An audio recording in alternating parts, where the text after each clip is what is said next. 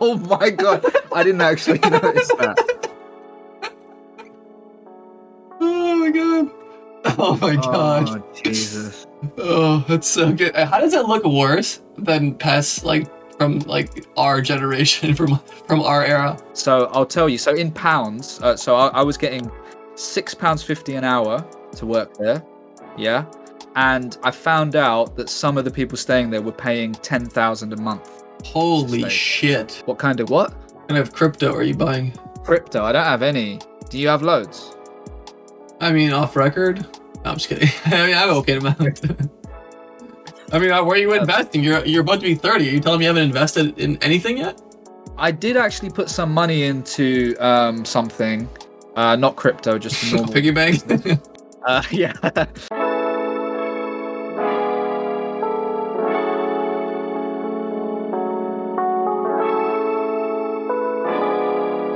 You're listening to Board with Nelly.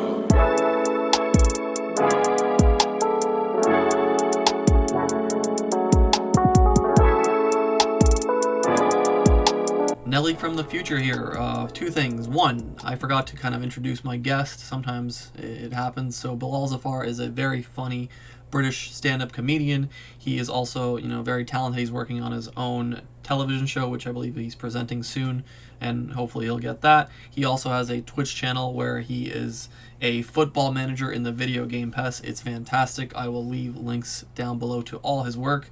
And there are some minor audio issues here and there, some cutouts, but I think for the most part, the audio is enjoyable, and I hope you guys enjoy it. All right, peace. All right, Bilal, we're recording. We're good. How are you, my man? I haven't talked to you in a while. How's life? How are you doing? It's good, thanks. I overworked a bit recently, so I had a little break, and now I'm back doing stuff, and it's good. I'm excited about everything. Twitch stuff is good. Writing a new show as well, because the Edinburgh Fringe is going to be happening again next August, so working towards that. So yeah, loads going on. How are you doing? I'm good. For people that might not know who you are, you've made a lot of really cool related content on Twitch.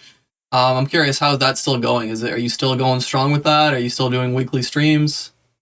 Yeah, it's good. I had to have a little break because it can be, because basically it's like a live show. It's like a live improvised comedy thing with some football in there.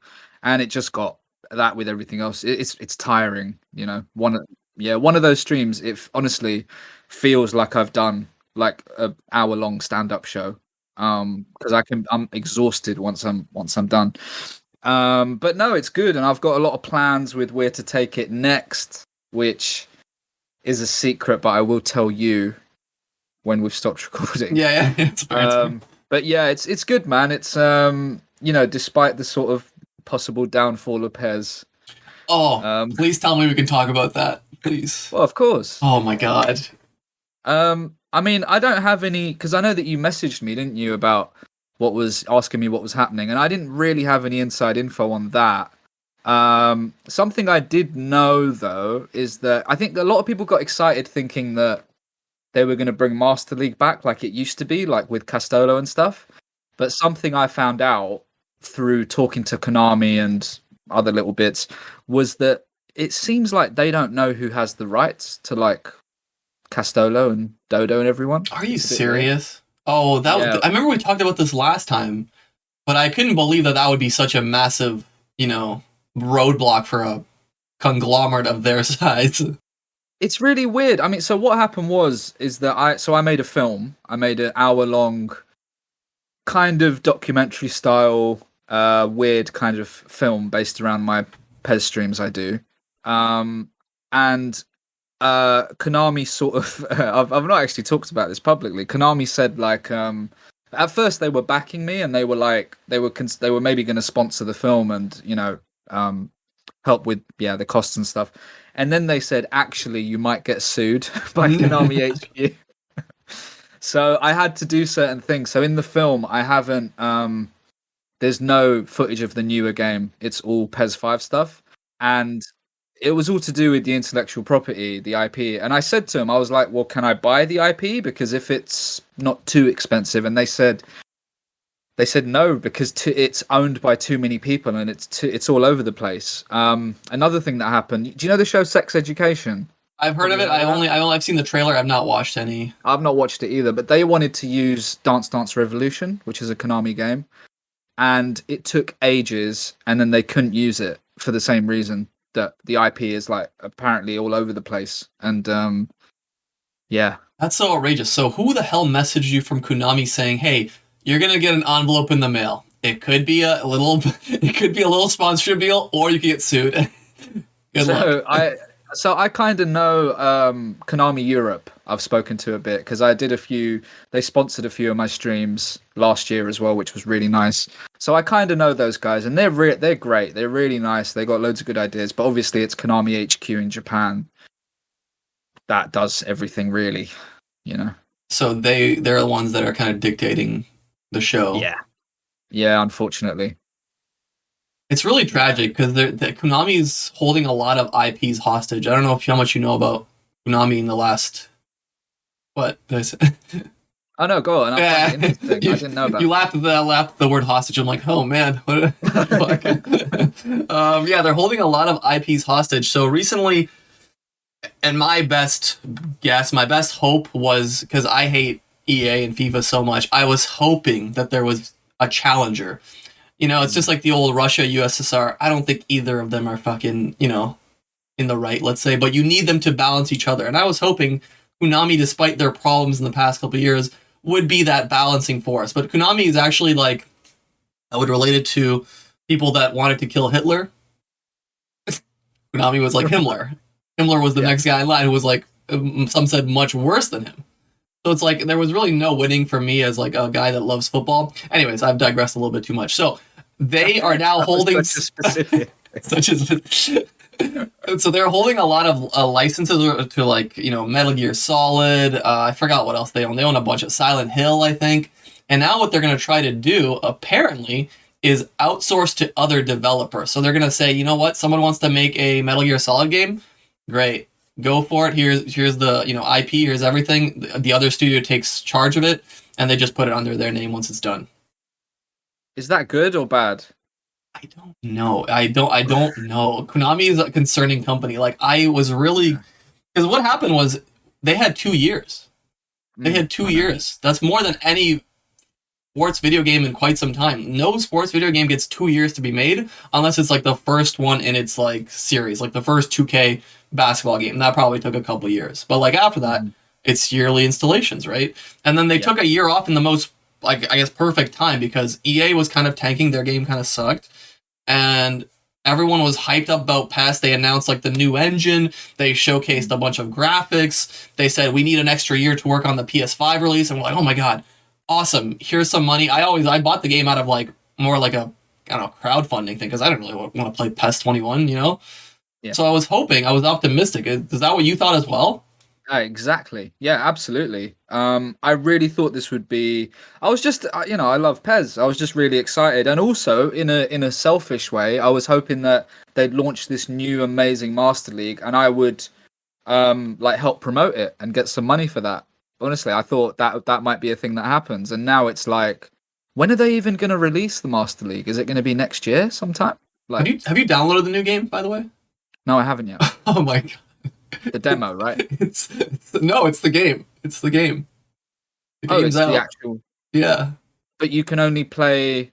So what can you do on it? I downloaded this yesterday. It is the most tragic pile of garbage I've seen in quite some time. You have 2 modes. One of them is like exhibition, and the other one is like tournament exhibition. Oh. And you can pick like 20 teams. It's the most bare bones game I've ever seen released in a sports franchise. And that's saying a lot because there's been some dumpster fires for sports. It has nothing.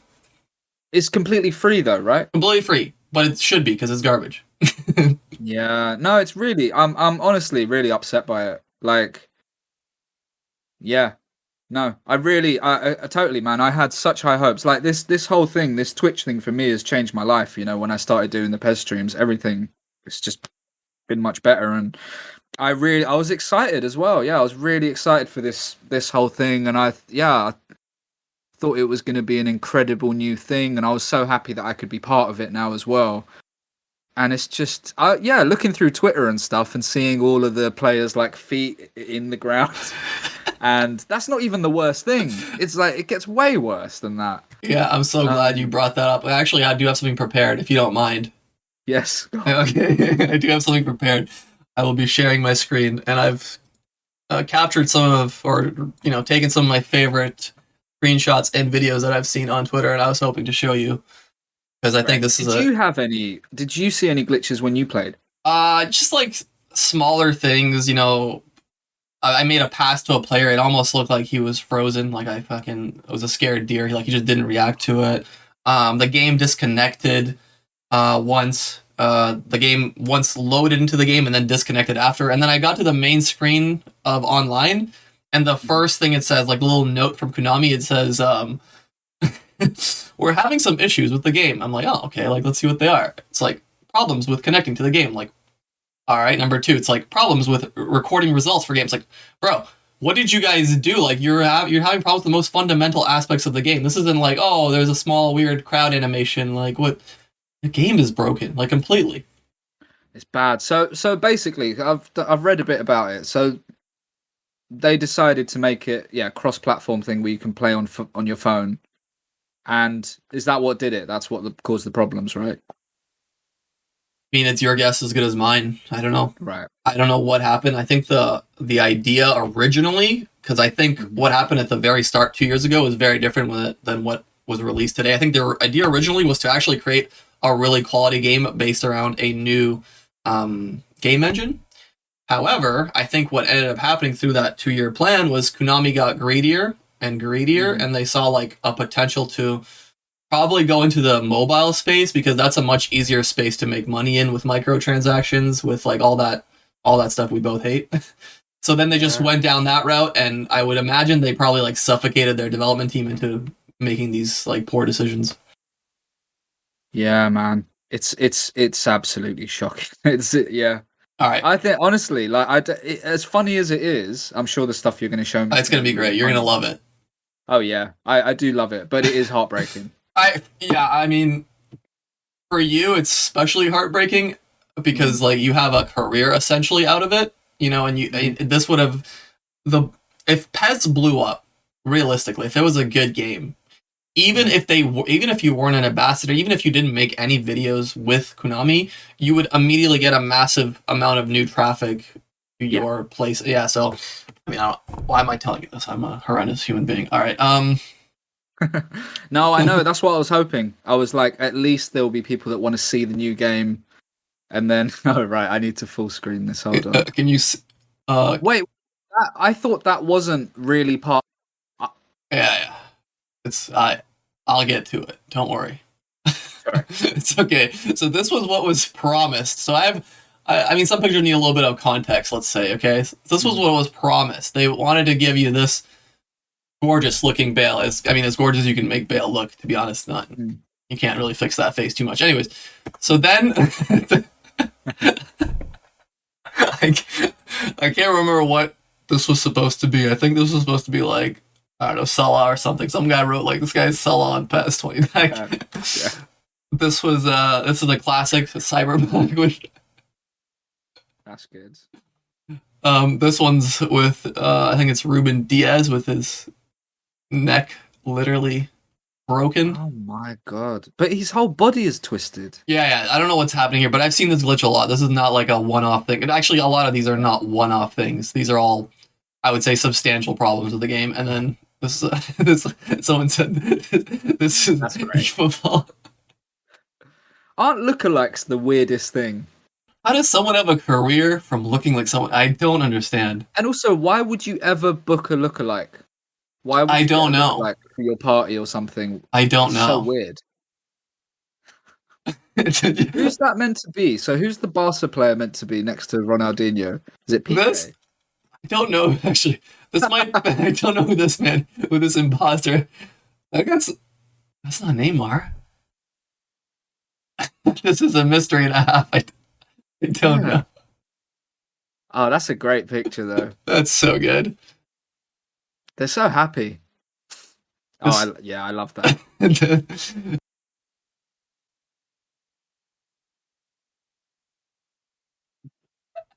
Oh my god, I didn't actually notice that. Oh my god. Oh my gosh. Oh Jesus. Oh, that's so good. How does it look worse than PES, like from like our generation, from our era? How is that possible? Oh my god. I can't believe it. It's That's absolutely awesome. shocking. Yeah. I mean, to be I didn't fair, notice the gums. yeah, no, they're. Lady. I mean, it's bad. Oh. It's bad. Oh man, I hadn't actually zoomed in and looked properly. I mean, yeah. You know, you can make characters out of these people. I feel like this has potential. Like this could be like some sort of freak, you know, that comes in. I mean, I'll see. Do you think that because of the backlash, they are actually going to try and make a good Master League, or do you think they just don't care? No. No. I think if they were going to make a quality game at some point, they would have already like that. They've had 2 years. I think what they did was they don't really care about the backlash. They're more concerned about mobile downloads. And actually, kind of curious enough, I do want to see what, you know, if it's actually getting destroyed on the App Store. eFootball, is it even out? Maybe it's not even out yet on mobile. How do you play it on your phone, by the way? Honestly, you have to be like crazy. I don't know how anyone does it. Like, how do you do it? I don't know. You have to literally honestly, you have to be a psychopath. There's no other way to, I think, go around it. I hadn't actually thought about that until now. Like, I keep hearing about you can play it on your phone, but I haven't actually thought about how that works. I don't know how anyone plays. I would say 90% of mobile games. I think some of them are okay, but a lot of them that try to be like actual video games are the ones that are the most horrendous. Like, how do you play shooting games on your? It's. Oh yeah, doesn't it? Because I'm sure I've seen people play Street Fighter on their phones, and it gives you like a little controller on either side. Yeah, it gives you a little touchpad. Yeah, it's like that, but like, I mean, it's a football game. Like, it's not that easy. Like, I feel like the analog is I don't know. I don't know. If you're playing this in the comments, let us know. I'd love to know why you're a psychopath. This was so this is a bit. It is officially, I mean, this could change. I got this picture a couple of days ago. The lowest rated game on Steam. And that's saying a lot, because Flat Out 3 Chaos and Destruction doesn't seem like a great hit. No. And Flat Out 3 is... Wait, so what's that? Apparently that's a lot better. Double. That's a double. That's double, yeah. Oh, jeez, yeah. Roller Coaster Tycoon, I mean, I'm sure this is like some shitty version, because the one I played, that was awesome. Like the one you got free in cereal boxes. I don't know if you guys got that in the UK, but... What? How did you get a game in a cereal box? We got I think it was Roller Coaster Tycoon 3. I can't remember, but it was free in like a lot of cereal boxes. Like you get the CD. Oh, we've never had that. Dude, you haven't lived. We used to have, we used to have little toys in cereal, but that was it. And then they stopped that. This was a very rare occurrence, to be fair. I don't think this was happening a lot, but that roller coaster they provided was amazing. I remember playing that like religiously. Mm-hmm. This is Mbappe. I mean, you know, kind of here he doesn't look too bad. I mean, it's not that bad. This one's okay. Yeah, but I mean, the image itself is like low quality. I don't know what taking on a potato or what. Yeah. So is the game massive, by the way, or is it quite small? Oh yeah, I've seen that. Is the game I don't know, actually. I don't remember. eFootball, Steam. Let's see the download size, because for what it is, it could honestly be like an emulator type game, in my opinion. Like, it shouldn't be that big. No, it shouldn't. From what you said, it doesn't sound big. I mean, it sounds like it's still a demo, basically. It sounds like it should be a mobile game, which I don't think mobile games are a lot of space. This information, not easy to find. Oh, here it is. 50 gigabytes is the system requirement? 80? 50. That's still too much. That's way too much. I'm not installing it then. No way. I might get it on my phone just to see. Yeah, it's not out on mobile yet. Okay, so it's 50. Oh, it's not, right? No, but it's 50 gigabytes. Mm. This one's great. So this one I really liked. Oh my god. Oh, look at his face on the left. Is that Di Maria? Di Maria, yeah, buddy. Oh, the shorts are man. glitching out a little bit. The thing is, because they do that celebration in the Pez before. Yeah. But they've made it worse. I don't know why I'm enjoying this so much. I'm also upset because I was hoping one day to make like football related content. But anyways, yeah, these are awesome. Messi with his yeah, that's the broken neck glitch. Yeah. This is a video. Oh, great. You can see it, right? Yeah. Oh, jeez. Oh my god. That's me after a few pints. Am I right? Am I right? What's this thing on?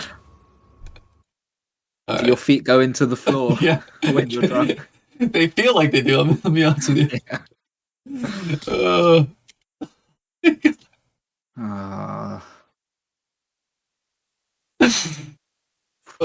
I'd love. You know what this needs? This needs like a fire festival type documentary. Doesn't it? Oh man, do I want to make that video? It's a lot of work. Yeah, you know what? Someone else is going to do it. Do it. That would be great. I did one on FIFA. It's pretty good, but man, this would be a. Oh, you know what? That might be an idea, but where to find the time? Oh my god! What? Yeah, I saw that. Oh god. Naruto run or whatever. Yeah.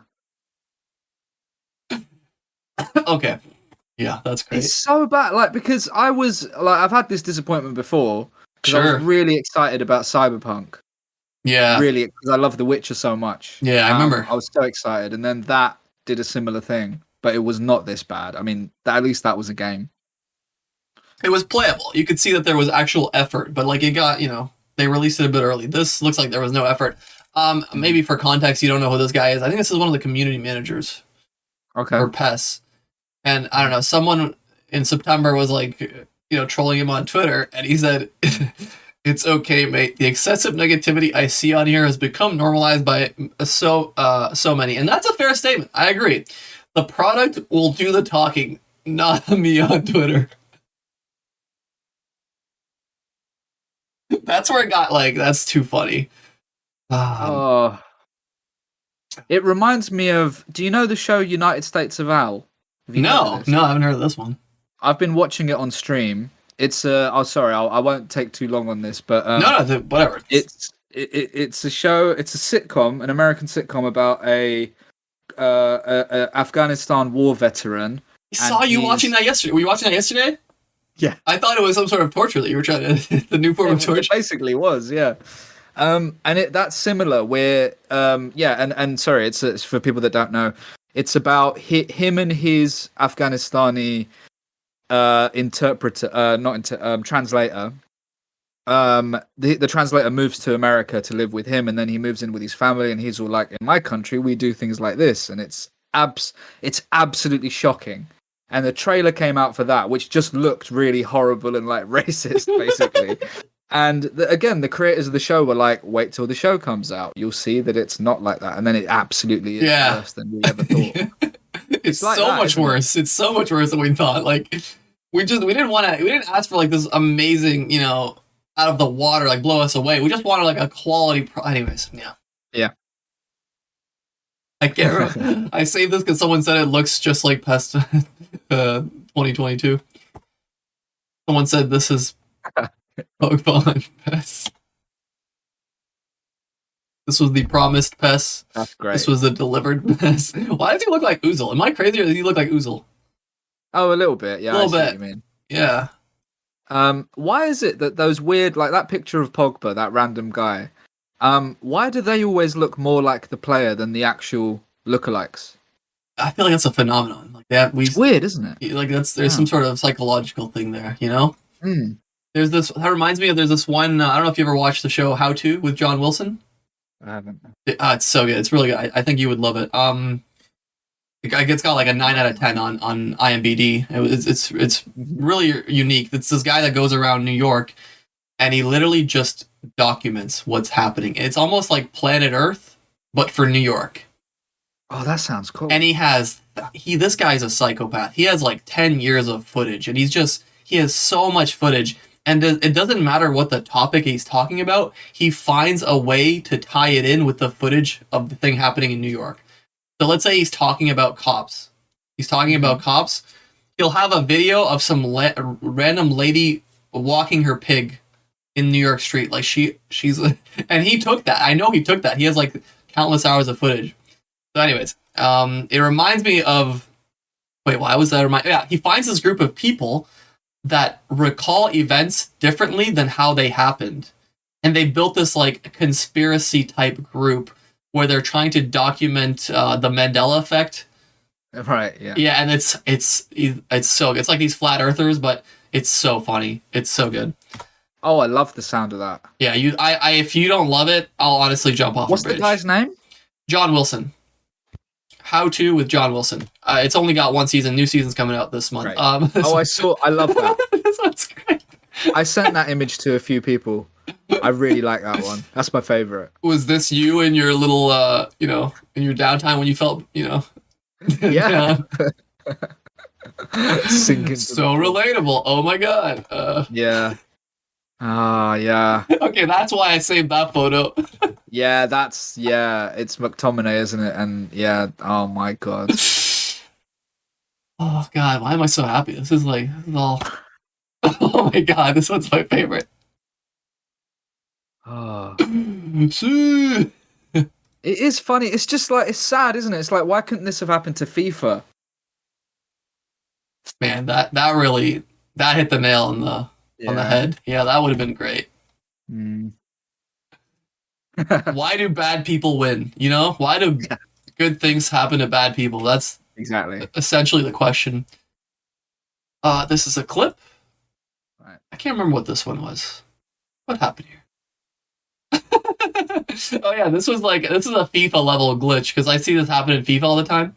Mm. So yeah, I mean it's not amazing. It's like we're on high a little bit. Wow. Yeah, these are really. I mean, oh boy. Oh man, if you do a YouTube video about this, you've got to try and speak to someone involved in developing the game. If I do that, then you're gonna be the guy that gets me someone because I don't know any of these. Right. I would imagine these people do not have LinkedIn profiles that I can easily find. Yeah, I mean, the problem is that they wouldn't. Yeah, you've got to get like a whistleblower, really. Yeah. You know what I'd want? You remember Chappelle show when he has like the Star Wars episode? I'd want like behind the screens, like the black, you can't see the person, you just see an outline or something, and he's telling you like, Unami touched me right here. Like, I want something like that. I can't remember what this one was. This was just like a random like they're all ice skating bug. Yeah.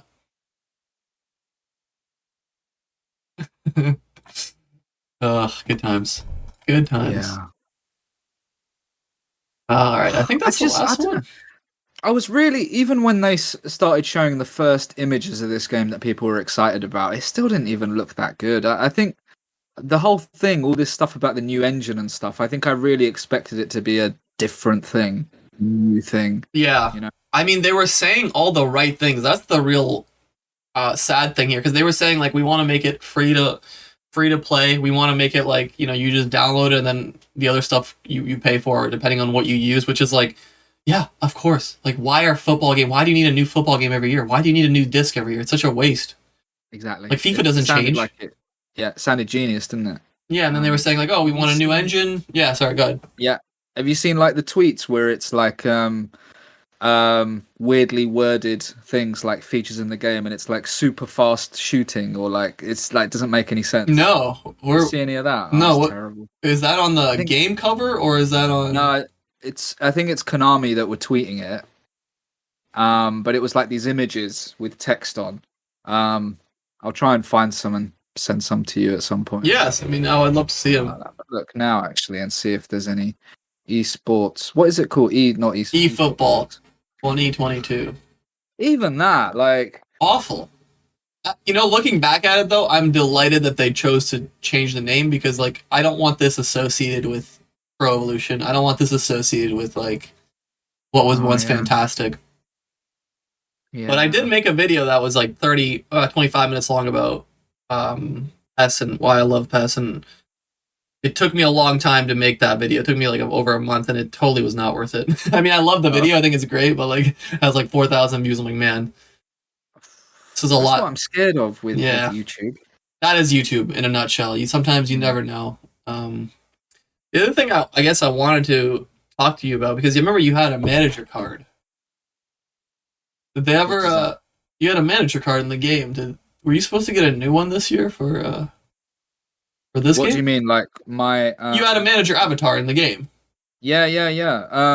That was just done, but that wasn't. That was just done by this guy that does that for people. Oh, I thought Konami did it. Yeah. Well, they put me in touch with him.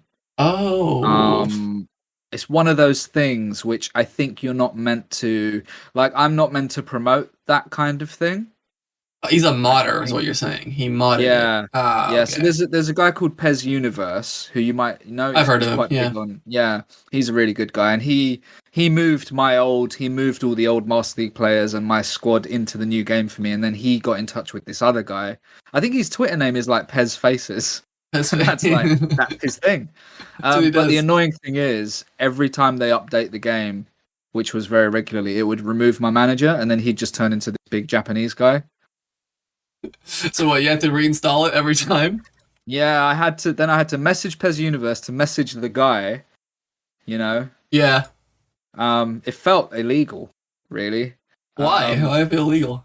It felt dodgy. It's like I need to speak to my middleman to get to this guy, and then it was like I can never speak to the guy directly.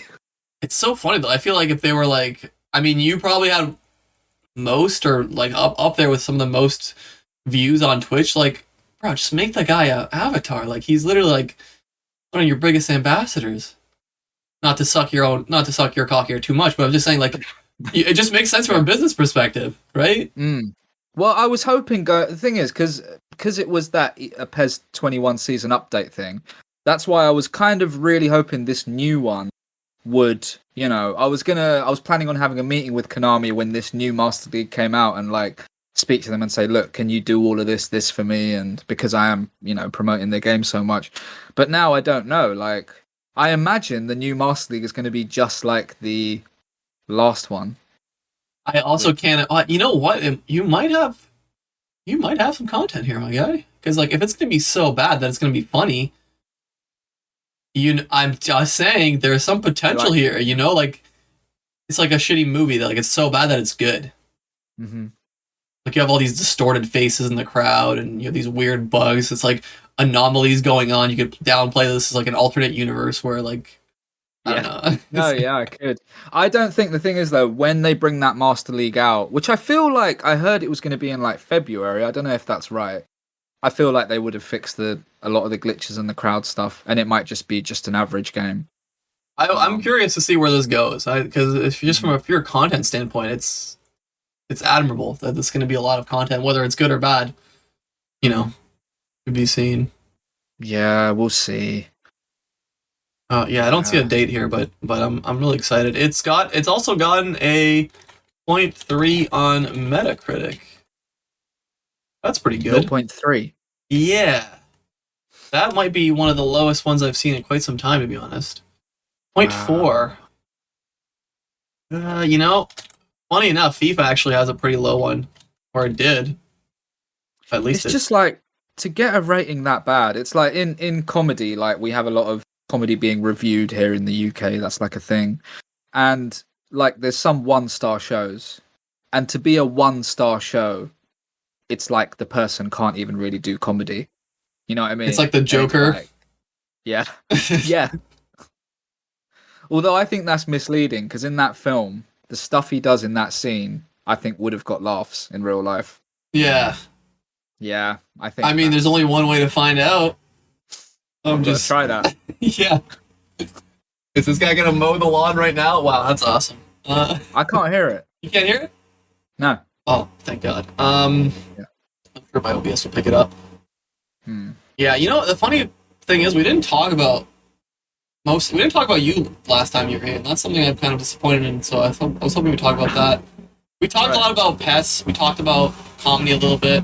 We didn't talk about your Batman story, your origin. We didn't talk about how you got to comedy. And that's. I feel like there's some gold there for sure. Sure. What do you want to know? You want to know how I got started? Let's go even further back. Let's go like your background. How did you get to London? Oh, okay, sure. I was born in London. My parents, well, my mum was born here as well. But they're both Pakistani. My dad's from over there.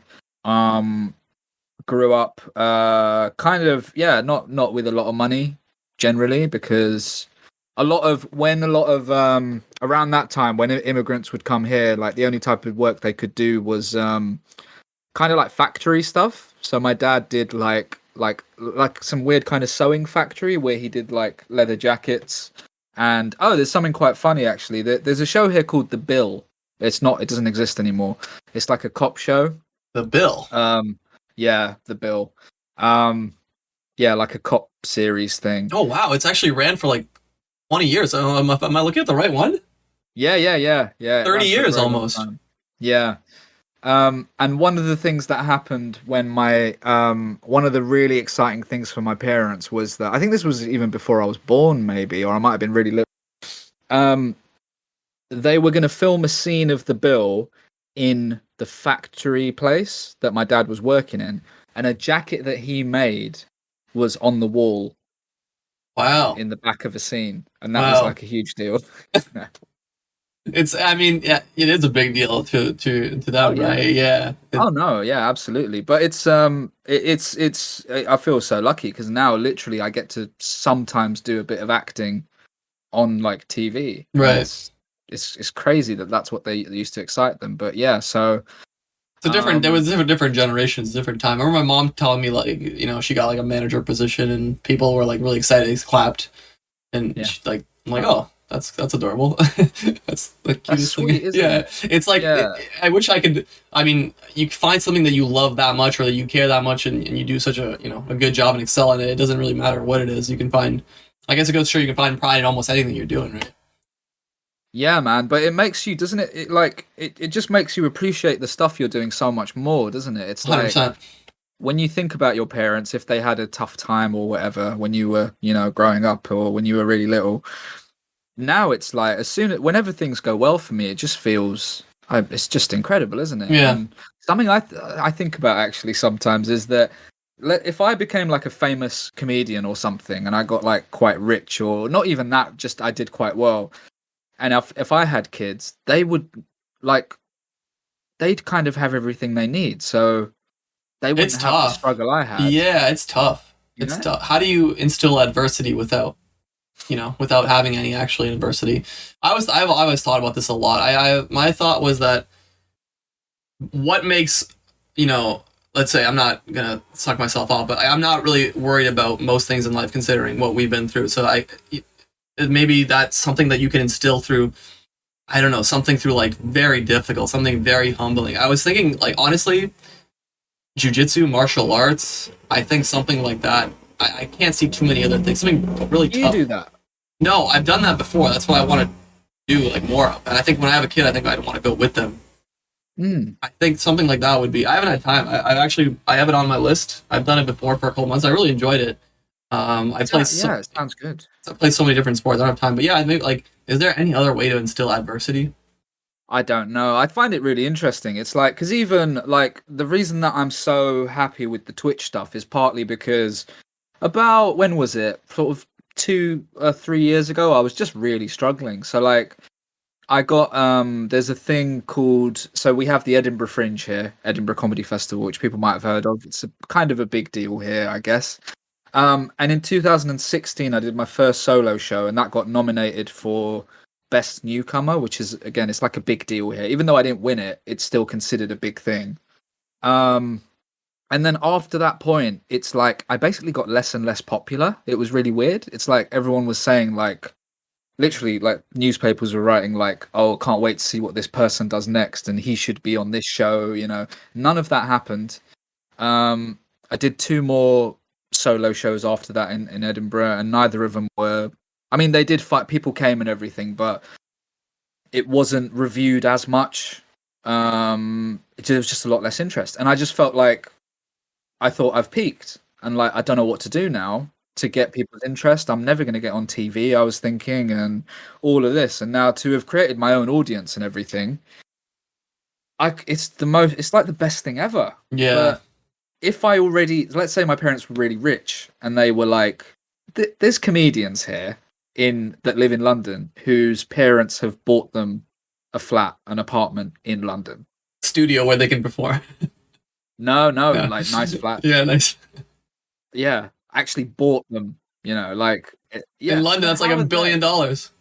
Yeah, exactly. So how are they going to have, Motivation. If they get something good, they must just expect good things. Whereas I don't. I'm guessing you don't. It's No. I mean, I have a job where I work from home. I see my dog on the bed right now. I'm beyond blessed to have this existence. I think your come up then was you would say a little bit tougher in London. You mean in terms of comedy? Just in general, like what were you living okay? Like you weren't like living paycheck to paycheck. Yeah. I mean, it was. So I went off to live in Manchester for a little bit for university and stuff. And at that time, that was really hard because I finished my degree, which was a media degree. So it's useless, isn't it? Really. I mean, it's better than nothing, right? It's still on path to what you're kind of doing, no? Kind of, but I didn't get anything through the degree. Like I applied for all these media jobs. No one was interested. Did you get a knowledge of camera work and audio stuff? Was that useful? A little bit. Yes, it wasn't completely useless, but I could have learned it all on YouTube. You know what I mean? Damn, I'm in debt now, and I didn't need to be. You're in debt? Shit, no. Yeah. But I was 18 years old when I started that degree, so you don't really know what you're doing. Is school not free? Sorry to interrupt. Is school free in the UK or no? By school, do you mean tuition? University? Yeah, is tuition free? No, it's very expensive actually. Oh, is it really? Okay. So it's a bit confusing because in Scotland it's free, if you are Scottish, I think is the thing. But and maybe in Wales as well, but in England, so it was £3,000 a year tuition fees when I was studying, and that got trebled, so it went up to 9,000 a year. That's a lot. Yeah, that's excessive. I just missed that, luckily. But actually, I was gonna do there's a thing called a PGCE, which is if you want to go into teaching, and I was gonna do that as I was thinking of that as a serious job. I mean, why didn't you? What about abroad? What about studying abroad? Was that an idea at the time or no? No, I never considered that. No, because they're really cheap. Like school abroad is relatively cheap. I just never thought about it. No. Yeah. Okay. Fair enough. So, anyways, you finished school. You're in debt. Yeah. Yeah, and then for like 2 years, I was living in Manchester. I had a bunch of different jobs as I was doing like open mic stand-up comedy. So, sorry, I should have said I started stand-up in my final year of uni. So it's a 3-year degree. I was about 21. I started doing that. Just, it's just open mics at the start for a while. Unpaid, awful gigs a lot of the time. Some terrible comedians that are trying to be like Bill Burr. It's sort of shocking. It's bad. You should. I mean, yeah. Oh, wait, I should do it. You should. I was going to say you should go. You should go to some open mic comedy, and so, obviously not everyone's bad, but there tends to be a couple of bad guys, and it's amazing to see. Yeah. So I was doing my first job I ever got. I was working in a care home for elderly people. That's fucking depressing, but it is. Yeah. Fuck. It's character building. For sure. Yeah, I did that for like a year. And at the time, the thing is, you look back and it's like, I don't know, you might have a similar experience where you look back and you think, I don't know how I did that. Like I was doing really early shift and doing like open mics. Sometimes I'd have to travel quite far for that. I'd get home really late and then be in a 7 a.m. shift in it. And now I think, how did I do that? But like at the time, it's the excitement of doing comedy. Yeah, but you also didn't know many other options realistically. That was the best option on the table. You said, I'll take it, right? I guess so. I mean, I could have probably got a better job, but I kind of thought I wanted to do something kind of nice. You know what I mean? And then it turned out that actually it's not nice because the way a lot of these places are run is not very, and you get paid nothing. And people have to pay way too much to stay there, and it's not clear where the money's going. To be What the honest. fuck, man? Yeah, that's dark. Yeah. So I'll tell you. So in pounds, I was getting £6.50 an hour to work there. Yeah, and I found out that some of the people staying there were paying 10,000 a month. Holy shit! Yeah. That's insane. That's It's a actually scandal, isn't it? That's really? absolutely, yeah. How is that not like massive news? I know, but that's how That's it the is. norm. Yeah. So that was my life for a bit. And then I had a couple of other like boring jobs. Like I went into like phone sales type stuff just because it paid a bit better. And then I got really lucky, man. Like I moved back to London, just back with my parents, after a couple of years, and at that point there was I was 24 and I did a stand-up competition. So there's a few of these where you have to do 5 minutes and it's like a little tournament, where you go through. And I managed to win one of those. I actually came first in this little competition. It's called the Hackney Empire New Act of the Year, it's been around for ages. So it's kind of, like, the thing is, it doesn't mean you're an amazing comedian if you win because it's only 5 minutes. No, it just gives you a nice little boost of, hey, I'm on the right path. There's something here. Yeah. These awards in general, most of them are pointless. It's more about you feel like you've learned something from it, right? Well, how did you get into comedy in the first place? Did you always were you making funny videos before that? Were you why did you choose stand up, I guess? So the first like proper comedy thing I did was I was doing media studies. Do you have an equivalent of that in like high school? Media studies. Yeah, we have media stuff. Kind of like one class, you do basic media, like create like a few videos, but not really like stage performance or. There's no acting. There's no like Well, yeah, ours was basically the same, but in excuse me. So when I think I was 17 and we had to do like sort of a big project was to make a short film. And I wrote it and made it with my friends. And it was like a little comedy short film basically about me being a cop. And it's really stupid. It's like really stupid humor. And that's when I realized like this is the sort like that's the most inspired I've been at school. You know what I mean? I didn't do any work really. I never it's not that I'm stupid. I just didn't bother. I was, I just. What do your parents think of that? Like, yeah, your parents were pissed. I mean, at the end, my grades were okay, so but yeah, and then from that point, I thought, right, well, I want to do a media degree because I was either going to do a history degree, but I didn't really like writing essays that much, even though I find history like fascinating. But I thought I don't know if I want to, so I decided to do a media degree, and my idea was that I wanted to become like a comedy writer one day. There's people here like have you heard of Armando Iannucci? He did he made Veep. You don't know Veep? It's a quite big American. I'm trying to think what you might know. He did The Death of Stalin. That sounds familiar, but Veep. V. That's I typed in VIP. So no VEEP.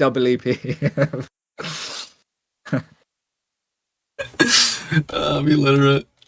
It was quite a big show in America, that one. But he's kind of a legend, basically. He's amazing. Have you heard of like Alan Partridge? Oh my god, no. Or have you not? Right? No, it's all right. But there's a few. Yeah, he's like behind a lot of or involved with. Yes, I have heard of this guy. He has a funny movie with him and this other guy. They travel around. I forgot the name of it. I remember watching it. Oh yeah. He does a really funny Michael Caine. Oh yeah, The Trip. Yes. Yeah. Yes. I think that's right. Yeah. Yeah. So basically, I wanted to be like, and him as well, Steve Coogan, like people like that. We've got some. I feel like I don't know. I at one point, British comedy was just like there was just so much incredible stuff being made. I guess like kind of 90s, like mainly early 2000s, and I pardon. Sorry to interrupt. Was Fools and Horses around that time, or was that? Yes, that's slightly older. But so I grew up with. I've got two older brothers. They are 7 and 9 years older than me. So when I was like really young, they were watching all of this amazing stuff on TV. So I got to see it, and I think I wanted to be like that. Basically, I wanted to be like one of the behind the scenes. I never thought I'd be like a performer really. I liked the idea of it, but I never thought I had it in me because I'm quite like shy in real life, you know. And probably quite quiet most of the time. So I just didn't think I was right for that. And then honestly, it was like I had a proper epiphany, where I realized I should be, 'cause, writing a script. I don't know if you've ever done that kind of thing. It's like it's so much harder. I think, but I think people don't realize how hard it is to write any kind of script. It's so much harder than you think. And then you can put everything into it. You can send it around, and then literally nothing can happen because it's not about the best stuff doesn't get made. It's all so complicated. And over here, I mean, we don't. There's not that much. There's not that much opportunity to get on TV really for comedians, or for like writers. But yeah, I had that like epiphany that I should write the stuff and say it on stage, and then that was it really. And then did an open mic. Sorry, what were you going to say? Yeah, I was going to say that reminds me of I actually talked to I don't know if you remember or if you've seen the show Kenny vs. Spenny. It's a very big popular show in Canada. It's these two goofs. They lived in a house. They would do these challenges every day. It's free on YouTube. Every episode's free on YouTube, and it still has I think it has 1 billion views on their channel, and it's been taken down 1,000 times. But they fight each other, and not literally, but like they have these stupid competitions, like who can wear a dead squid on their head the longest. And one guy is this like really clever, diabolical person. The other guy is this kind of gullible idiot. And the dynamic is that one guy always screws the other guy over in a really clever way. He cheats, but it's very difficult from the other guy's perspective to see how he's going to cheat. And it makes it like their dynamic is really fun. But that reminds me of him talking about, they made a movie in 1997 called The Pitch. And I actually watched the movie, and it's their process. They wrote a movie, and they were going all over. They were from Toronto, so they started out, Toronto Film Festival. Then they went to LA. They were like, it was it wasn't an amazing movie, but it would just show you how like ruthless that industry is and how hard it is not even to get someone to read it, just to give them in their hands, like, here's the script. That's one step. And then another part, to actually read a script, like it's such a difficult task. Yeah, exactly. And like, so I thought rather than that, I thought I can always try and do writing stuff. But I thought, I've got to do something, stand-up comedy. And I did my first open mic. Absolutely, I couldn't do it at all, really. Like, I was going completely blank. I don't think I'd spoken into a microphone before, so hearing my voice back was really weird. It was all like a weird dream, you know what I mean? And then, then the second time I did it, way better. Like, the gig itself I wasn't great, but like, felt so much more comfortable. And then from there, I just I've done it solidly now. Obviously, the pandemic made me have like a year-long break, but apart from that, for the last sort of 8 years or whatever, I've been doing like a lot of stand-up. And I'm very lucky. Oh, I was going to say, so what happened was I won that comedy competition, and then luckily in the audience, someone from my management was there, my now management. They're called Avalon. And they're massive. So they're like British, but they manage a lot of Americans as well. Like people like John Oliver. Oh, well, John Oliver's British, but like I'm trying to think. Oh, like he's basically American. Watts? It's I can't remember. They've got a bunch of like quite big American names as well. So they're a huge company. So then I was lucky to get signed by them, and then that was it really. And then I didn't have to and then I went off to Edinburgh that year and then got that nomination. So all of these things happened very quickly. And that was all in 2017 or 2016. Okay, all in 2016. And so I didn't have to, I mean, the thing is, I was living with my parents, so I didn't have a lot of bills to pay and stuff. I was helping a bit, but oh, sorry, I've got a little alarm going on. No worries. So I was getting by. I was making a bit of money from stand-up for the first time after that. I was getting loads of paid gigs. Not a lot, but enough that I didn't have to have a job anymore, which is like a miracle, to be honest. I'm very lucky that I don't have to, Were you fully like in on comedy and stand-up? because you said you had one of those shitty jobs. Did you flat out just quit that and say, you know what, I'm going to try to go all in on this? And how was that received amongst family members?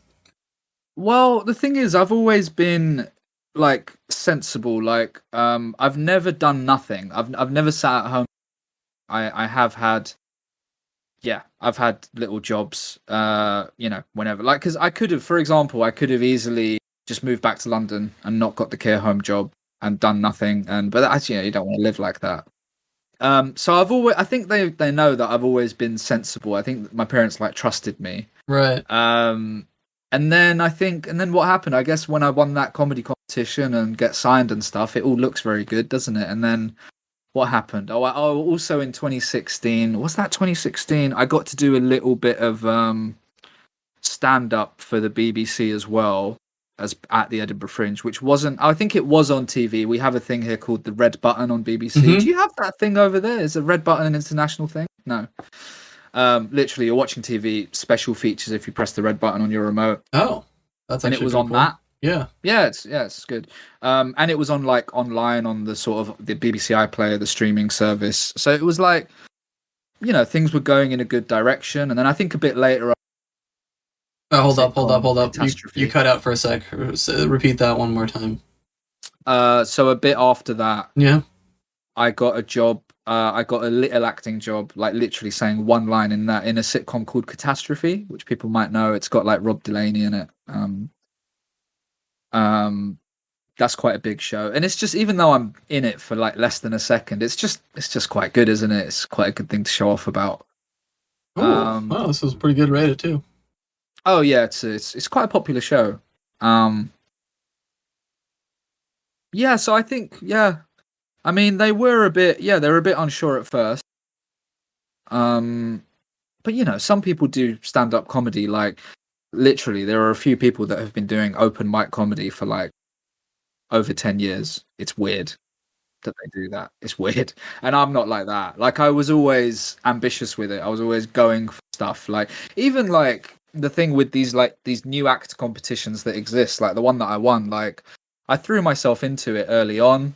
A lot of people have a plan where it's like, in 2 years, I'm going to start doing all these competitions. And it's like, why? Like, you're not going to necessarily be a lot better. Like, if you tank, no one's going to hear of you. So it's like, it's not a big deal. Like, Same with the, I mean, okay. So with the Edinburgh Fringe, I won't go into it too much, but it's an expensive thing to do. It's like, it's a bit shit, really. Like, you don't make any money doing it, really. You might break even if you're lucky, or you might make a little bit. So it is a big commitment. But I know a lot of people have been doing comedy for a long time. Like, I'm going to do this, and then in a few years, I'm going to do my first show in Edinburgh. And it's like, I just did it when I felt like I had a good idea. So right. I think how long was your set? An hour. That's an hour. What? You had an hour? Just about. Dude. That's crazy. That's a lot. An hour is not easy to get to. It wasn't easy, but it's like, I had a specific idea at the time, and I was like, I just really want to do it. And I think you can do anything you want, really, if you've got the desire to do it. Like, I really do. Like, yeah, if you're desperate enough to do a thing, you'll find the way. Like, it will happen. I agree with that. Yeah, if you sit around thinking, I'll do it in 3 years, you're not going to do it. No, exactly. You'll put it off. And I know people, and there's people who have been putting it off for so long, and I don't know why. So I think, I've not always been, I've been lazy at times, and I could have worked harder at certain things. But I think a good quality I've had is that I just throw myself into stuff, like, so with Twitch as well. Like, you've been streaming 5 days a week for like a year or so, or almost 2 years, right? Oh yeah. No, I started last April. Yeah. So burnout's pretty normal. Like, that's a pretty normal thing for Twitch. Yeah. And I was doing all these I went back to doing live gigs as well, and all of that stuff, and I think that affected it. You got to prioritize what's more important. Yeah, but yeah, like, even I've been trying to get people. I tried to get other comedians to stream on Twitch, basically.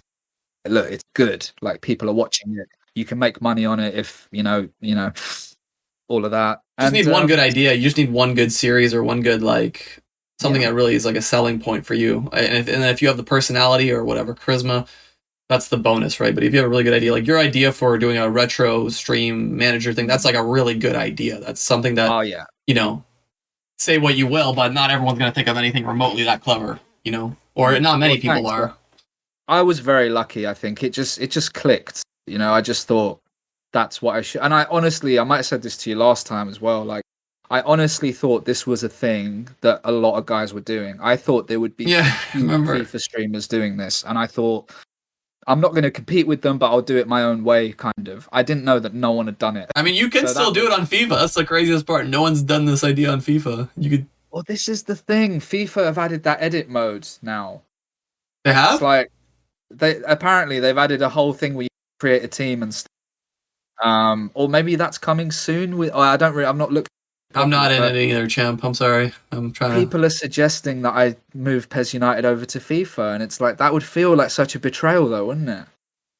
Yeah, you're in a tough place. Like, I want to see you succeed, and I think that would honestly be like a great move. You would have even a bigger audience, but at the same time, are you going against your core? Are you going against what you want to do and what you've built? I don't know. That's a question you gotta. It's tough. I think I will look into it. I do actually have FIFA. I did actually get the new one. I was tempted with Ultimate Team. Just, The devil always tempts thee. You gotta be careful. Yeah, but yeah, no, yeah. I was just saying, like, yeah, even talked to about streaming on Twitch for ages, they were just like, oh, but I need an idea. I need to have all of this ready and this, and I was like, just do it. Just throw yourself into it and then see what happens. Like, you're not going to lose anything, and you'll probably regret it if you don't do it. It's how I look at stuff. When you were crushing in 2016, 2017, is that when what's the bit or some with the cupcakes? Was that around that time? That was that show. Yeah, that actually happened, right? That was a real thing. Was that like a big staple of your act then? That become like a at the time. So that was the main thing. So basically that happened, and then I developed it into a 5-minute bit, and I was doing that at these new act competitions, and I was absolutely killing it. Because there was another one before where I was like runner up before I won my one. Can you explain a little bit, because some people might not know? So the premise of the show is a real thing that happened on Twitter, because my Twitter handle is Zafar Cakes, which is just, it sounds a bit like Jaffa Cakes, which is I love those. Thing. Yeah, thanks. I wasn't sure if you'd know Jaffa Cakes there. I just crushed the whole box yesterday. I'm nice. I'm aware, yeah. Yeah, and then my brother did. So there was, there's a lot of right-wing type, very angry people. I know there's angry people on all sides, but the right-wing ones I think are especially stupid, There were all these people getting angry about stuff, and my brother made a joke. He just did a joke tweet where he said, boycott Zaffa Cakes. It's a cake shop that refuses to serve non-Muslims. And that was it, and loads of people believed it. And I went along with it, I went along and pretended to be this cake shop owner, and all my spelling became really bad on purpose because that winds people up. And that was it, and that became the hour-long the story of the whole thing and all the tweets, and that's what it was. So that was the 5-minute routine I did in competitions, and then I took that as an hour-long thing to the Edinburgh Fringe. But I did it, so when I did it on stage in the competitions, I had like a little notebook, and I'd sort of read the tweets out and talk about them. And also, like, no one else, I do quite a lot of long stories generally in stand-up, and that's not, especially in the new act things, no one does that. No one would do one story. It would be like little bits. Yeah, and punchline. Exactly. So it was quite unique at the time. It was a bit like the PES streams, where I just kind of managed to do something unique, like by accident almost, You're a lucky man. Yeah. I mean, it's like, and the takeaway of the podcast is you're a lucky man.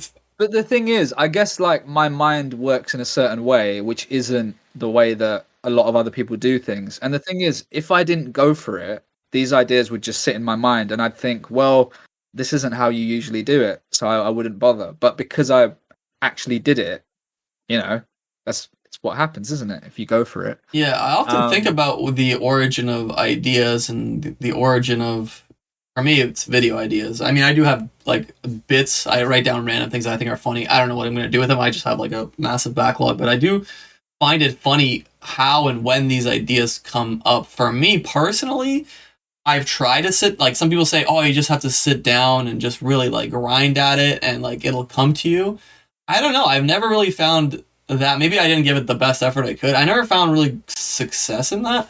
For me, my best ideas have come out of like, funny enough, out of boredom, like out of things that I don't like doing, sitting around and like, I don't know, at a desk job or a cubicle job. I just like, oh wow, that's a really funny idea. Like, and I just write it down. Like, I almost, in a weird way, need this form of self-torture to produce this comedy or like whatever. For me, not comedy, but like videos or whatever it is, you know? It's so interesting, isn't it? Because there's comedians who do stuff like they sit down and write every morning at a certain time and stuff, and I can't do that at all. It just comes to me like ideas. I'm not good at like I wouldn't be good at working on some kind of topical news show comedy thing. Yeah, you're really forced. It's like a butcher, not a butcher shop. It's like a whatever the cow manufacturing place, and you just have to squeeze every cow and get the meat out. Like it just seems so forced. And oh, I agree. I mean, it's not really the type of thing I like either. But like, I don't have the ability to do. Yeah, it's just got to be. Usually, I find music in a weird way. Walking around listening to music and with the Pez streams, I don't know why it's like, I can get a big idea from listening to a song sometimes. Like a Pez song or any song, it doesn't matter. Any song. And sometimes it will be as simple as like, oh, it would be funny to have Castolo singing this song if I changed these words, you know. But then otherwise it's like a bigger thing. Like, I'll give you a little hint. Ooh. And I'll tell you about this off the podcast because I want to keep it secret. But I'll tell you this. Like, this is fine. I can't remember what I was listening to.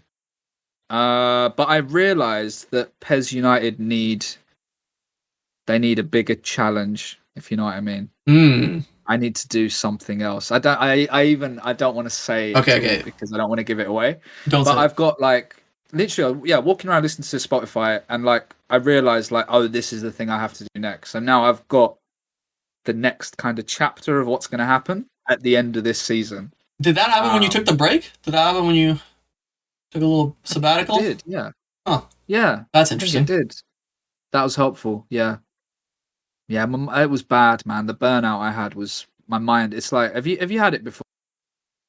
Not. My brain stopped working. I don't know about that. Literally stopped working. You became a, what's the word? Vegetable. Vegetable, yeah. You're just in your bed. Honestly, it was like I got so lazy. I was like, I just can't face anything. I was like, I can't do anything. I got that burnout, but not from, well, my burnout was I got it from like an engineering job that I did for a year where I was like, man, I either blow my brains out or I quit this job. And I'm like, is quitting this job really that bad? So chose that option. Yeah. Great. Awesome. Yeah, man. But yeah, it's a very like weird kind of thing. You don't want to do anything, but also you're kind of like feel bad for yourself a little bit that you're not doing anything. You always feel like, because you've built this like habit, right? You built this massive habit. Every day you streamed or every day you did this, and then immediately you say, okay, I need a break. You stop that habit. Part of you's like, oh, awesome, I feel great. Another part of you's like, wait, why aren't you doing that? We're accustomed to you doing that. Like it's like two parts of your brain arguing with each other. Oh, it's bad. And then at the same time, I had all these little deadlines of bits of work I needed to do, and it just really like I've had all these auditions, which is great, but like they're actually hard. Like you got learning a couple of pages of dialogue and then actually being able to know it well enough that you can really go for it in the audition is actually it's a big effort, you know. Yeah, and it's not even a guaranteed thing, right? No, I mean it's hard to get anything, and they don't pay you for anything. They don't cover any expenses if you got to travel somewhere to do the audition. It's pretty brutal. Give me what's the over under on Last Christmas 2? Oh, I don't think I don't think the first one was successful enough, unfortunately. Tragic, because that was actually good. I actually I'm not trolling. It was actually like a solid movie. I enjoyed it. Do you think? Okay, wait. Did you watch it after I talked to you about it, or did you watch it before? I watched it before. How dare you assume that I didn't do my due diligence and research your work, sir? I'm trying to. I mean, do you think that you liked it because it got bad reviews and then you lowered expectations? No, I don't think so. I mean, I went into it assuming that it's going to be I mean, you can't go into it with zero assumptions. That's impossible. I knew Look, that I haven't heard of it, and I knew it's a movie that probably is not going to be that good if I haven't heard of it, most likely. But I don't think it lowered my expectations to a point where I'm like, wow, I'll be delighted with anything that happens here in front of me. Yeah, I mean, you know, it's a cheesy Christmas film. I think it didn't do great though in terms of reviews and stuff. It suffered a bit. Obviously, I love it because for me, man, I think probably went on about it last time I spoke to you on this podcast, but like the opportunity, and that was when I was having a bad year as well. Like everything felt, and then I did this little audition, didn't expect anything, and then suddenly I'm going to be acting in a scene with Emilia Clarke. That's crazy. With Emma Thompson. It's crazy. Yeah. I remember you saying it was. I don't think that was it. I honestly thought it was like a solid. What do they call it? Solid B movie or whatever they call it. Like I thought it was a solid. Like it didn't really. I didn't expect it or want it to blow me away, but I was pleasantly surprised that I didn't want to gouge my own eyes out watching it. So that was like, I thought, hey, that's pretty good for like a one of those kinds of movies. Yeah, I mean, That's the last acting job I had. Think about this, like businesses, like it's crazy because you can get presented with such big opportunities, but they are hard to get. You know, like you got to hit a home run once in a while. Like it feels like you got to hit a home run because if you don't, game's over. Exactly. For most people, and not you're a little bit different because you have your own thing and your own audience now. But I feel like people in the space, like they need to. Let's say 1 year goes by, 2 years go by, you don't get work. It's like awful. You're right. It must be awful for people that are just actors. It must be so hard. Like even because that United States of Alsha I was watching on stream, all the chat were like, criticizing all the actors and for doing it basically. I mean, some of them shouldn't have. Like Hank from Breaking Bad. Yeah, come on. The dad in it, like he probably shouldn't have done it. Yeah. But there's a few others who have not done a lot, and it's like you can't be angry at them because this is a job. Like even the guy who plays Al, it's a bad show and he does his best, I guess. But he got to be the lead in a CBS sitcom. It's a little bit of irony, isn't it? Isn't it a little bit of irony? Because most of these people, or a lot of these people, have their own jobs that they fully aware that they don't maybe like or think it's below what they should be doing, but they have to do it to provide a living. But the only difference is this is like wide out in the public and it's like comedy, or so if it's not funny, but like, what if one of those actors comes to your little cubicle? Oh, why are you pushing pencils, bro? Hey. Yeah. Yeah, I know. Is that the best you can do? I think people just don't think about it. Like I think people assume that anyone they see on TV and film are just millionaires. They don't know. They don't. I mean, I'm guilty of it too. I'm sure I'm an asshole sometimes too, but not. No, we all do it. Yeah. We all think like that,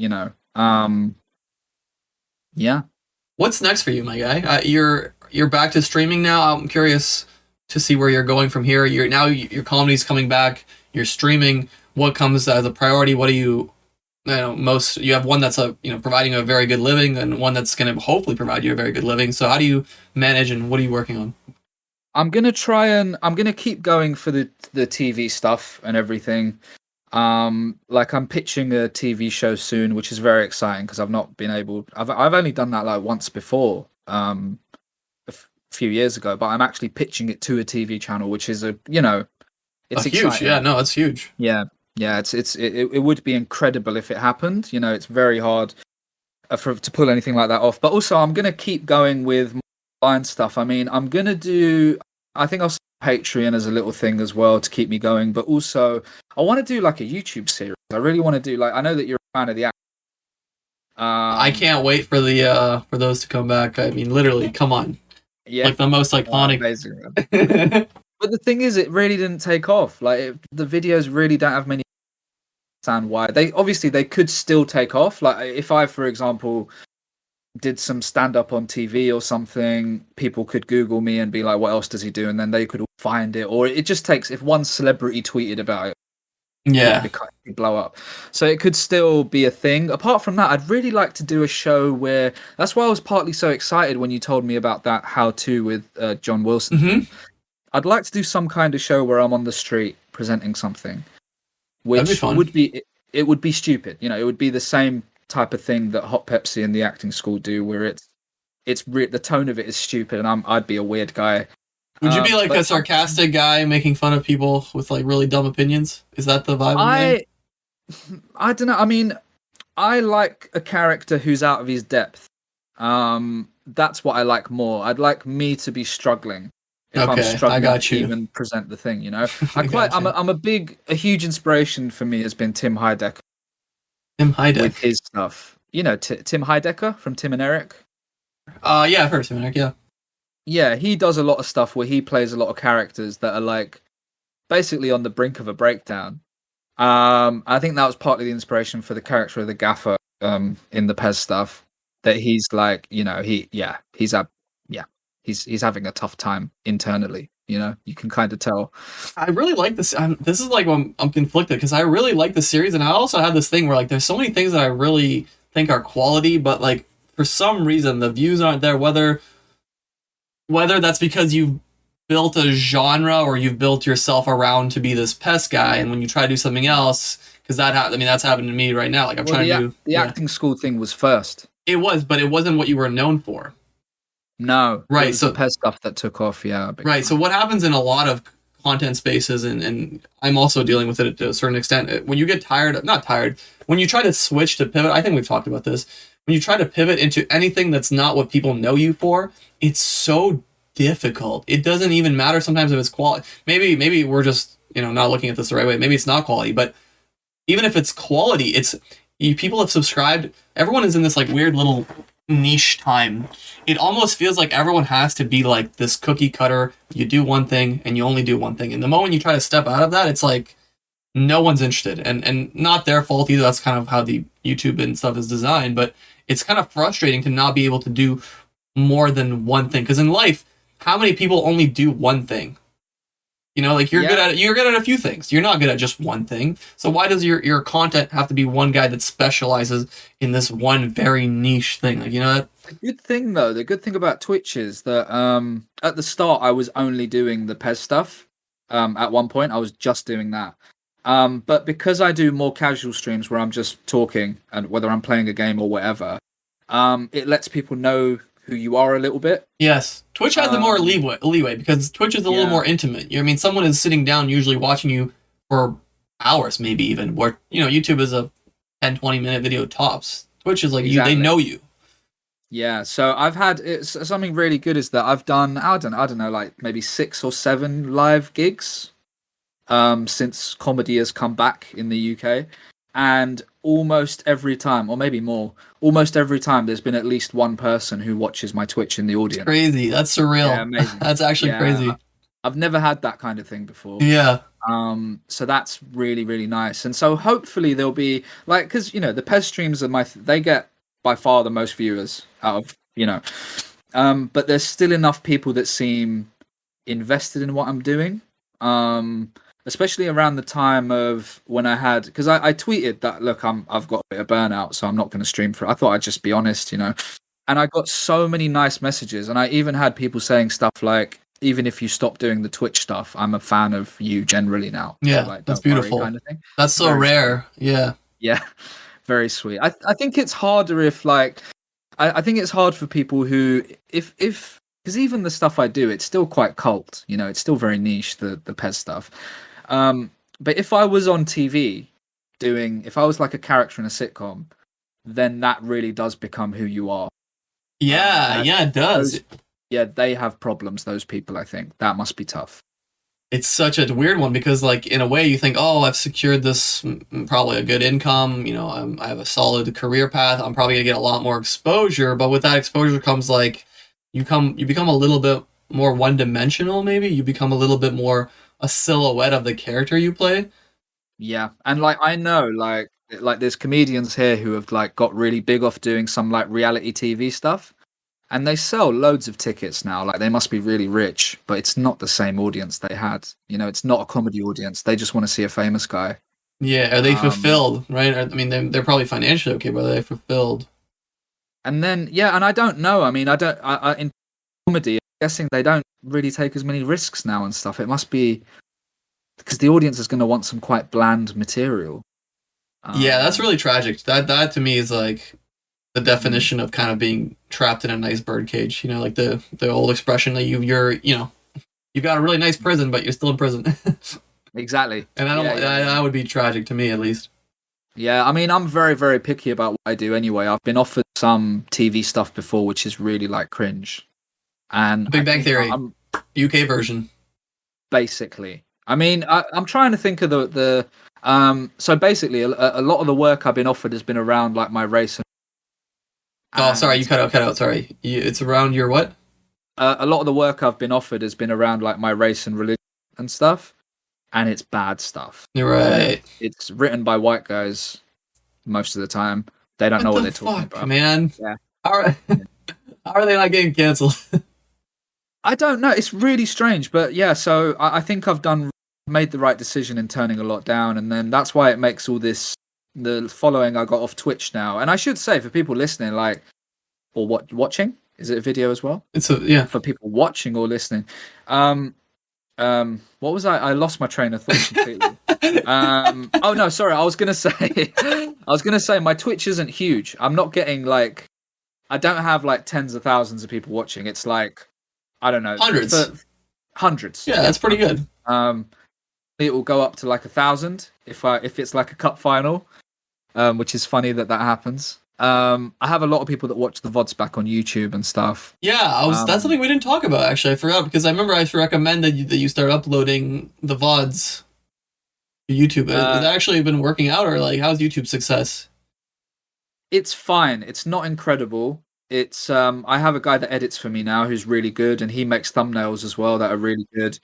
It's okay. None of it has gone viral or anything. So that's why I want to do more. I want to broaden what I do. Like I want to film a full that show, the cake show I was talking about. One of my plans is I want to film it soon. I'll have to pay for it all myself. And I want to just put it on YouTube for free, just to give someone to show what else I do. When was the last stand up you have on there on YouTube? Oh, it's old. It's old, right? Yeah, you can. I mean, if you're from another perspective, like you want your best work, which is definitely going to be your recent work on there. When someone Googles, you're like, oh shit.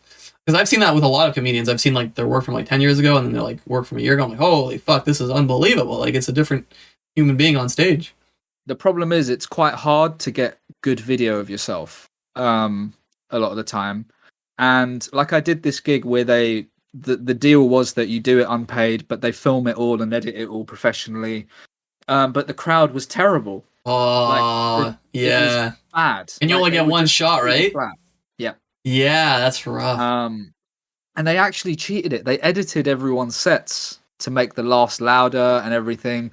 But I wasn't enjoying the gig, so then I know it wasn't my best stuff. It wasn't. Right. I wasn't really having fun. That's why comedians book multiple shows, right? To film multiples. Usually it's like when you watch a Netflix special, if people don't know, it's usually been filmed twice. Yeah, minimum twice, sometimes 4 times. I think Chappelle and some of these guys do it 4 times. Or really? Yeah. I think maybe not Chappelle, because I listen to Joe Rogan a lot. Some of the comedians, they're like, yeah, we book it for 2 nights in a row. So like I have 4 chances, and it's not even about the 4 chances. It's just about the state of mind you're in when you know you have so much leeway.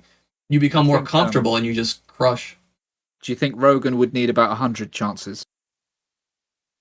Do it good. For 1 good hour. Wow. Like, come on. He's like, come on. I went to a Joe Rogan show. It was okay. It wasn't, I don't put him in my... No. Look, you can't get angry. I'm sure you've got lots of listeners who are fans of his or whatever. No, dude, we can do whatever. You can say Joe Rogan sucks balls. Fuck Joe Rogan. No. You want to start that? Let's go. I mean, like his stand-up though. Yeah. No, I agree. I'm fully in agreement. I think I've seen a lot of stand-up live, and I've seen Daniel Tosh, who for me was absolutely a murder. Like he murdered. He was in Detroit, and do you know Daniel Tosh? Tosh.0? I'm gonna check now. He sounds familiar, but I can't remember who he is.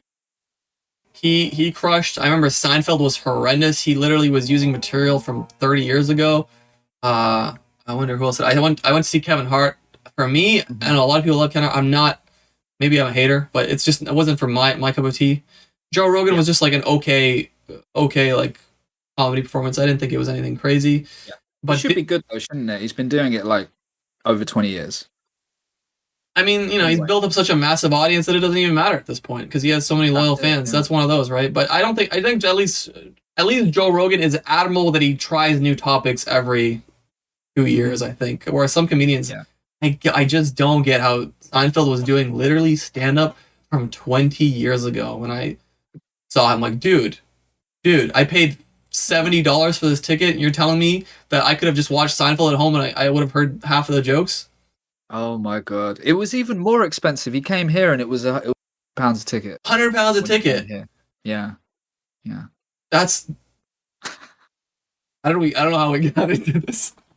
Yeah, no, sorry. I just wanted to make a joke. I just wanted to say that joke about Rogan, really, that he would take 100 attempts. That's good. I enjoyed it. Yeah.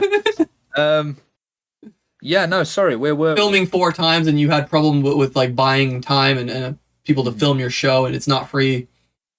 Mhm. Yeah. Yeah, that's where you were at, I think.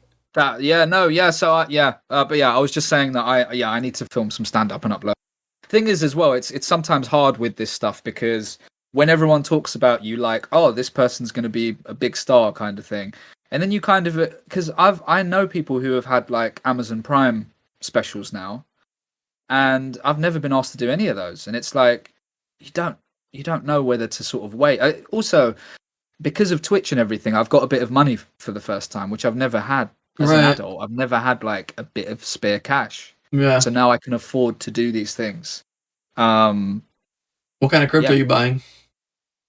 What kind of what? What kind of crypto are you buying? Crypto? I don't have any. Do you have loads? I mean, off record? No, I'm just kidding. I mean, I have an okay amount. I mean, where are you investing? You're about to be 30. Are you telling me you haven't invested in anything yet? I did actually put some money into something. Not crypto, just a normal piggy bank. Yeah, but I took the money out because I needed dental work. Okay. I used it on that. But no, you're should have right. went to Serbia. How much was the dental work? Why? Oh, like £1,000. Oh, buddy, dude. Yeah. No bueno. I don't like that. So, is it cheap in Serbia? Dude, I'm insulted that you didn't think of this and come to me. My mom literally got dental work that would have cost 10,000 Canadian dollars here. She got it back home for 1,000. Okay. She had like fucking. She got the Lil Nas X fucking. No, I'm just kidding. She got all these fucking teeth replaced. I'm like, dude, those look better than mine. What the fuck? You got like, what is going on here? Okay. Yeah, I think this was pandemic times though, so couldn't travel anywhere. But yeah, no, you're right. I should invest. Imagine if I did message you saying, "Hey, I need some any ideas?" I would get you a detailed plan within the day of where you're gonna go. You would have stayed at my grandma's house. We would have sorted you out. I googled. Oh, that's nice. I googled it though, and it seemed like it was expensive everywhere. See the. What did you get done? A root canal, and I had to have a tooth removed, and like a few other bits. Couple $100, couple €100, tops.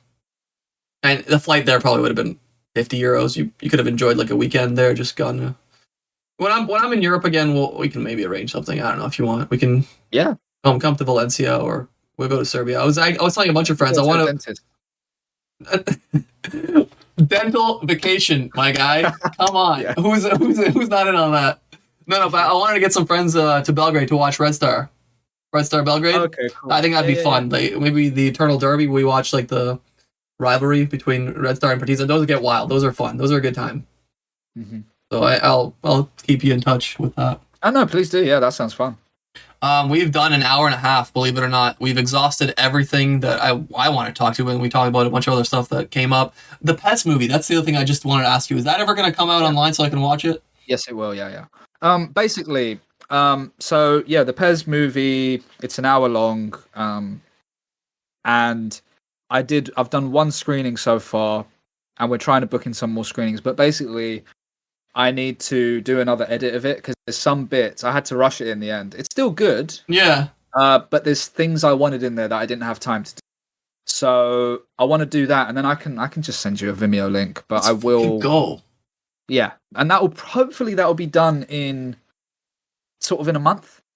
Perfect. And then Christmas time viewing. I won't have the last Christmas, but I will have the Pest movie. That's yeah. No, it's good. I'm very proud of it. Like, I'm excited. It's hard.